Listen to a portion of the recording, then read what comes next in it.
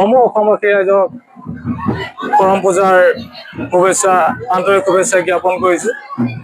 আজি আমি সমগ্ৰ ভাৰতবৰ্ষৰ লগতে আমি অসমতো সেয়েহে আমি অসমবাসী হিচাপে নিজকে গৌৰৱান্বিত আৰু আমি আমাৰ আঙুলি জৰিগুৰি গাঁও ৰক্ষী বাহিনী উদ্যোগত তথা জৰিগুৰি জৰিগুৰিবাসী ৰাইজৰ সহযোগত আজি আমাৰ নিজৰ স্বকীয় পৰম্পৰা ৰক্ষা কৰি আৰু আমাৰ পৰম্পৰাগত কৃষিভিত্তিক উৎসৱ কৰম পূজা আমি জৰিগুৰি কৰম ভৱনত আয়োজন কৰিছোঁ আৰু সমূহ ৰাইজৰ সহযোগিতাত আমি ছাত্ৰ ছাত্ৰীৰ মাজত বিভিন্ন প্ৰতিযোগিতাৰে আমাৰ অনুষ্ঠানত বৃক্ষৰোপণ লগতে ছাত্ৰ ছাত্ৰীৰ মাজত কবিতা আবৃত্তি, চিত্ৰাংকন, ৰচনা, টেকেলি ভঙা, মিউজিক চেয়াৰ আৰু একক ঝুমুৰ প্ৰতিযোগিতা ৰাখিছিলোঁ।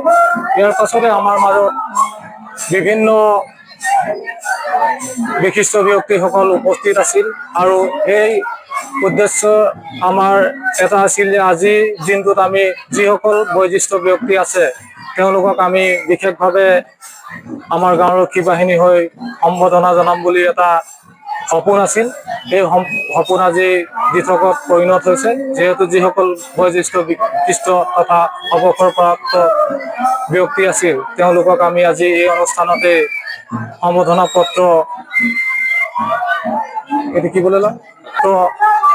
প্ৰদান কৰোঁ আৰু আমাৰ সমূহ বিষয়ববীয়াই আমাৰ সম্পূৰ্ণ সহযোগিতা আগবঢ়ালে আৰু সদৌ শেষত আমাৰ ৰাঙলীবাসী ৰাইজৰ লগতে যিসকল বিষয়ববীয়া আছিল আৰু উপস্থিত গণ্যমান্য ব্যক্তিসকলক কৃতজ্ঞতা জ্ঞাপন কৰিছোঁ।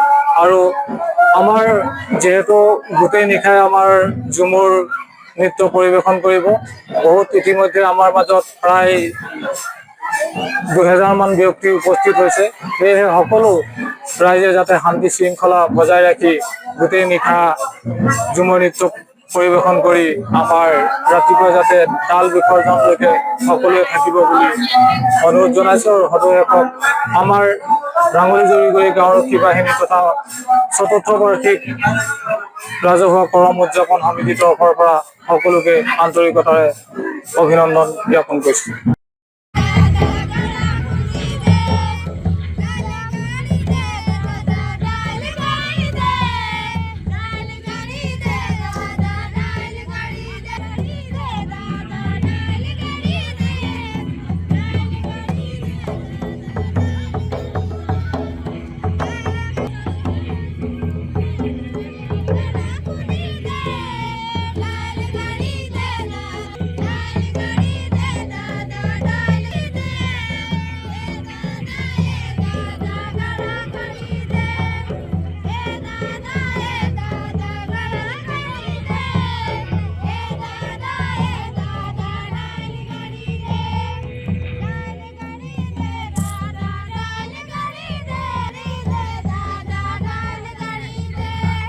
যিকোনো খবৰৰ বাবে যোগাযোগ কৰক 7099017330 লগতে 7099017110 নম্বৰত।